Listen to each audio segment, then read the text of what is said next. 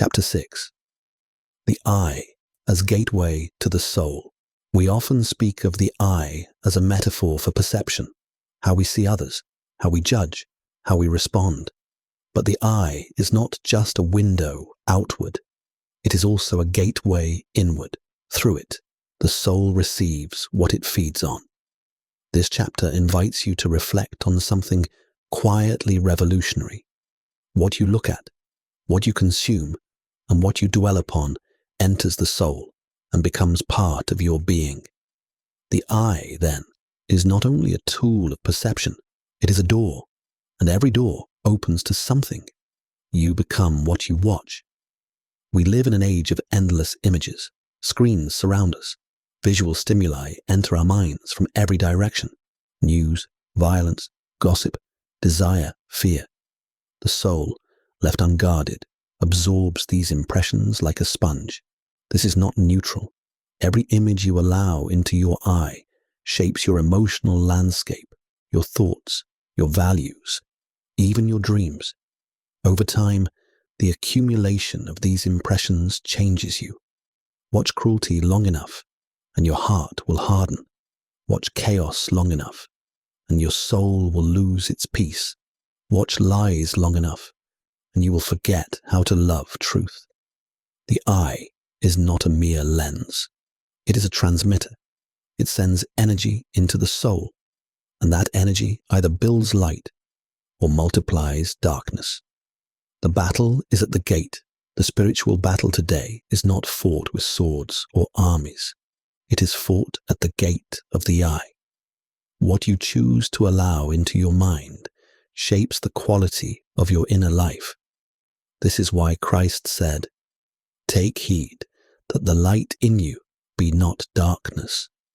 Even what appears to be light, entertainment, stimulation, success, fame, can become darkness if it feeds pride, envy, comparison, or lust. There is a kind of seduction that passes through the eye unnoticed, and the soul pays the price quietly through confusion, anxiety, disconnection, numbness. The warning is simple.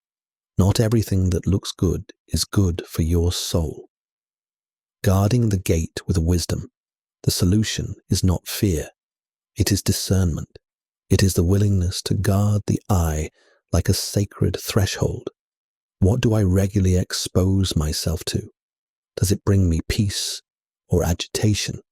Does it lead me closer to truth or deeper into illusion? Does it inspire virtue or trigger vice? The person who guards their eyes does not withdraw from life, but they choose with intention. They choose beauty over noise, clarity over confusion, light over spectacle. This is not legalism. It is freedom. Freedom from the world's manipulation. Freedom to live a soul-directed life. The eye as a lamp. Christ called the eye the lamp of the body. A lamp does two things. It receives and it emits. When the eye is good, it receives truth and radiates light. It becomes like a holy fire, illuminating not just the mind, but the entire being. This is why saints, sages, and people of great spiritual clarity often seem to shine. There is light behind their eyes. It is not physical. It is the radiance of a soul that sees rightly. You do not need to be perfect to have this light. You only need to be intentional, pure in your gaze, humble in your sight, merciful in your perception. Let your eye become the lamp of your soul. Let it burn with clarity. Let it welcome what is good and reject what dims the spirit. Chapter 6. The eye as gateway